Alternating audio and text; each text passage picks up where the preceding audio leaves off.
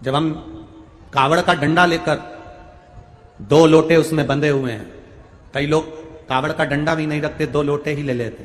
कई लोग गले में पानी की 2 बॉटल ही लटका लेते हैं।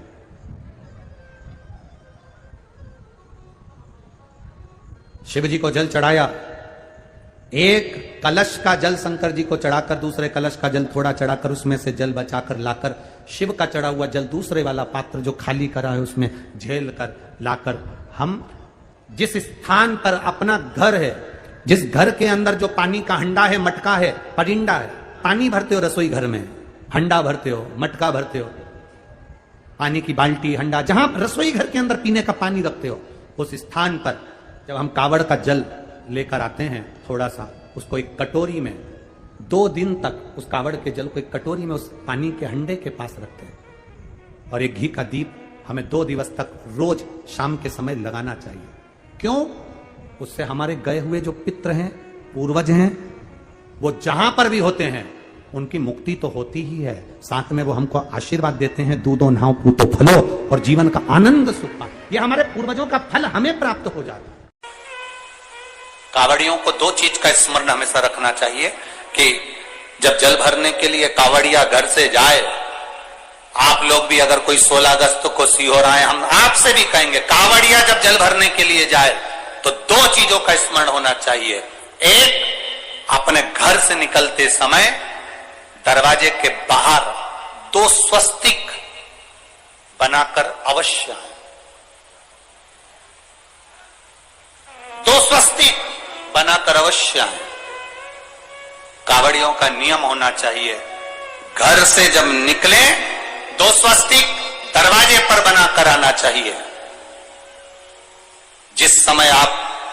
कावड़ का जल चढ़ाकर वापिस घर की ओर जाएं, तो वो 2 स्वस्तिक जो तुमने बनाए हैं उस पर कावड़ का जल छींटना अवश्य चाहिए। उस घर से लक्ष्मी कभी समाप्त नहीं होती, उसमें भरी रहती है। कावड़ियों का स्मरण में आना चाहिए। जब जल भरने जाओ, तुम्हारे दरवाजे पर स्वस्तिक बना होना चाहिए, तुम्हारे दरवाजे पर 2 स्वस्तिक का स्मरण होना चाहिए। मेरा शिव, मेरे गोरा, मेरा गणेश, मेरी रिद्धि, मेरी सिद्धि, मेरे देव, नारायण, लक्ष्मी, राम, सीता, मेरे कृष्ण, मेरी राधा, सब वहीं पर विराजमान हो जाए, सर्वस्व वहीं। कावड़ियों को स्मरण होना चाहिए। और कावड़ियों को इस बात का भी स्मरण रखना चाहिए कि अपनी कावड़ यात्रा, जैसे सीहोर में तो 10-11 किलोमीटर की है, सीहोर सीवन नदी से जल भरा और 11 किलोमीटर दूर बाबा कुबेर भंडारी को चढ़ाया। आप सुल्तानगंज से भर रहे हो, हरिद्वार से भर रहे हो, आप प्रयागराज से भर रहे हो, जहां से भी आप जल भर रहे हो या अपने नजदीक से भर रहे हो, जितनी दूर तक कावड़ लेकर जा रहे हो उतनी दूर तक तुम्हारे मुख से व्यर्थ की बात ना निकलते हुए भगवान का नाम निकलना चाहिए। बोल बम का नारा है, बोल बम, बोल बम, बोल बम, बोल बम, बोल। शंकर भगवान पर जिस परिवार के व्यक्ति का कावड़ जल हमने बताया आपको, जरूरी नहीं है कि डंडा बांधकर 2 कावड़ के जल के लोटे लेकर जाओ, आप अपने हाथ में भी 2 पात्र लेकर जा सकते हैं। हाथ में 2 लोटे जल के, 2 कलश जल के जब हम शंकर भगवान को चढ़ाते हैं तो ऊपर जो कमंडल होता है शिव जी के ऊपर जलधारी होती है, जिसमें जया, विषहरा, श्यामली बारी, दौतली और देव, शंकर भगवान की 5 बेटियां जिसमें विराजमान होती हैं। जब हम जल समर्पित करते हैं, हमारे पीढ़ी में, परिवार में अगर कोई अधोगति में मर गया होता है, कुंवारी अवस्था में चले गया होता है, गर्भ में मर गया होता है, गर्भ के बाहर निकलकर भी अगर कुंवारी अवस्था में चले गया होता है, परिवार का अगर कोई एक व्यक्ति भी जल चढ़ा देता है शंकर भगवान पर, प्रेत योनि में, सर्प की योनि से मुक्त हो जाता है। आपके घर के पास में जो शिवालय है भगवान शंकर का, एक छोटा सा शिवलिंग है। मानो अगर दिल से तुमने मान लिया कि ये केदारनाथ है, दिल से तुमने मान लिया कि ये महाकाल है, दिल से तुमने मान लिया कि भीमा शंकर है, दिल से तुमने मान लिया कि ये मल्लिकार्जुन है, दिल से तुमने मान लिया कि विश्वनाथ है, जिस दिन तुम्हारा मन पर जा, श्रावण के महीने में जब तुम 2 लोटा जल चढ़ाने के लिए जाओगे,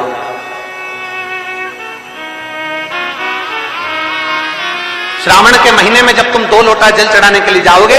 और 2 लोटा जल तक तुम अपने हाथ में लेकर चढ़ाओगे, जिस दिन तुम्हारा चित्त में मन में आ जाए कि आज मैं विश्वनाथ नहीं गई हूं, मैं सावन के महीने में मैंने विश्वनाथ का दर्शन नहीं करा है, सावन के महीने में मैं काशी नहीं गई, सावन के महीने में मैं गंगा के घाट पर नहीं गई। जिस दिन सावन के महीने में तुम्हारे मन में आ जाए, 2 लोटा जल लिया, शंकर जी को चढ़ाते हुए अपने मन में विचार कर लिया कि मेरे विश्वनाथ, मैं तुम्हारे दरवाजे तो नहीं आ सकी, पर मेरे जल में अगर बल होगा तो इस जल को आप वहां से यहां आकर स्वीकार कर लोगे। वो विश्वनाथ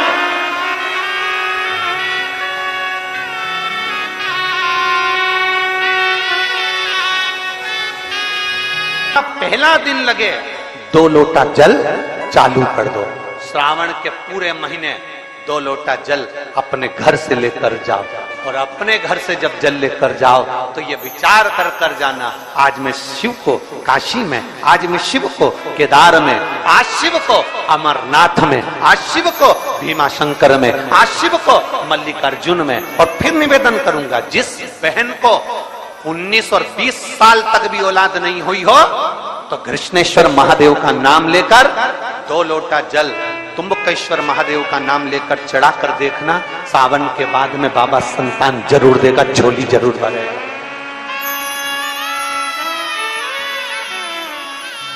कहीं नहीं जाना, अपने नजदीक में, अपने घर के पास में, अपने मोहल्ले में, अपनी गली में, अपने चौराहे पर, अपने घर के पास में जो शिवालय हो, जो शंकर का मंदिर हो, वहां जाओ, 2 लोटा जल समर्पित करो। और फिर निवेदन करूंगा, जल से ज्यादा जरूरी है मेरे भोलेनाथ जी के मंदिर की सफाई करना। अब कीचड़ चालू हो जाएगा, पानी चालू हो जाएगा, सावन का महीना चालू हो जाएगा, अपने साथ एक कपड़ा लेकर जाओ, बाबा के मंदिर को पूरा साफ कर कर, बाबा के शिवलिंग का स्नान कर कर, बेलपत्र निर्माल्य जितना पड़ा है उसको उठाकर कहीं विसर्जन के लिए, किसी नदी तालाब बावड़ी में नहीं, किसी कुएं में नहीं, निर्माल्य तालाब में, नदियों में, बावड़ी में डालने के बाद वो निर्माल्य सड़ता रहता है, नदी नाले का पानी सूखता रहता है, उसमें कीचड़ इकट्ठा हो जाता है। उस निर्माल्य को इकट्ठा करो, गाड़ी में भरो, किसी एक खड्डा खोदकर वहां दबाकर उसकी खाद तैयार करो, और बाद में बेलपत्री के वृक्ष के नीचे उसको डालते रहो। पर ध्यान रखना कि निर्माल्य हमें नदी तालाब बावड़ी कुएं में नहीं डालना, महादेव से कहना नहीं आता। तब हम क्या करें? तो शिव महापुराण की कथा बड़ा सुंदर बात कहती है कि जीवन में कितनी भी तकलीफ हो, कितना भी कष्ट हो, कितना भी दुख हो, जब हम एक बेलपत्र लेकर भगवान शिव को समर्पित करने के लिए जाते हैं और दिल से, हृदय से, भाव से जब एक बेलपत्र समर्पित करते हैं और 1 लोटा जल अशोक सुंदरी पर चढ़ाने के बाद हम देवदिव्य महादेव को जब समर्पित करते हैं तो ये निश्चित है हमारे दुख, हमारी तकलीफ, हमारे कष्ट को मेरा शंभू काटता जरूर है, ये निश्चित था। बोल बम का नारा है, जरा जम के, बोल बम का नारा है, सारी समस्या का हल। जब हमारे भीतर कोई तकलीफ होती है, हमारे भीतर जब कोई कष्ट होता है, हमारे भीतर जब कोई दर्द होता है, हमारे भीतर जब कोई दुख होता है, तब हम देवदिव्य महादेव को 1 लोटा जल समर्पित कर कर अपने हृदय की बात भगवान शिव से जरूर करते हैं। जरूर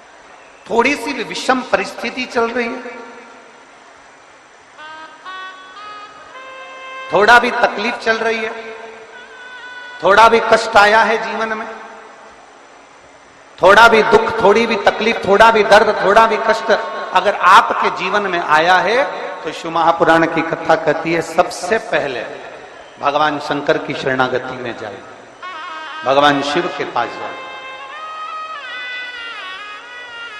सबसे पहले भगवान शिव के पास पहुंचे और भगवान शंकर के पास जाकर अपने हृदय से, अपने दिल से, अपने मन से, अपने भाव से भगवान शिव को अपने मन की बात देवदिव्य महादेव को कहना प्रारंभ करें।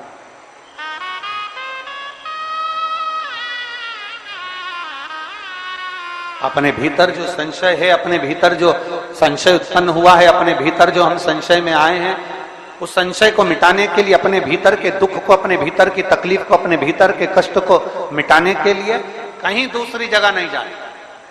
शिव महापुराण की कथा कहती है, अगर जीवन में दुख भी आया है, तकलीफ भी आई है, कष्ट भी आया है, पड़ोसी के यहाँ रिश्तेदारों को, नातेदारों को, कुटुंब को, कबीले को जाकर कहोगे, वो दुख मिटने वाला नहीं, वो संशय समाप्त होने वाला नहीं, वो तकलीफ समाप्त होने वाली नहीं,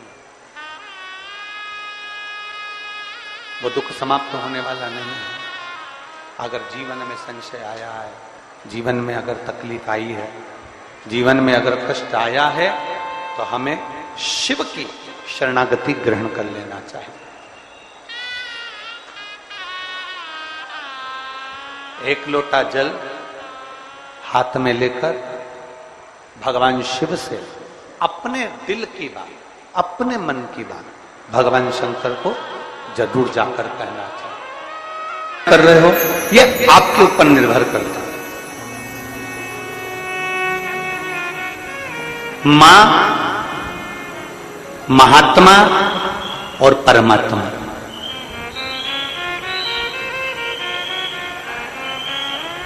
एक मां, दूसरे नंबर पर महात्मा और तीसरे नंबर पर जम के बोलो जरा, अच्छे जम के बोलो, परमात्मा। ये तीन आपको देखते तक नहीं, फिर भी अपना पूरा प्रेम, अपनी पूरी वात्सल्यता, अपनी पूरी करुणा, अपनी पूरी उदारता ये आपके ऊपर उंडेल देते हैं। कौन कौन? जम के बोलो जरा। पहले नंबर पर, आवाज नहीं आई, जम के जरा, मां। दूसरे नंबर पर महात्मा और तीसरे नंबर पर परमात्मा। जब बच्चा गर्भ में आता है, मां उसको देखती नहीं, मां ने उसको देखा नहीं।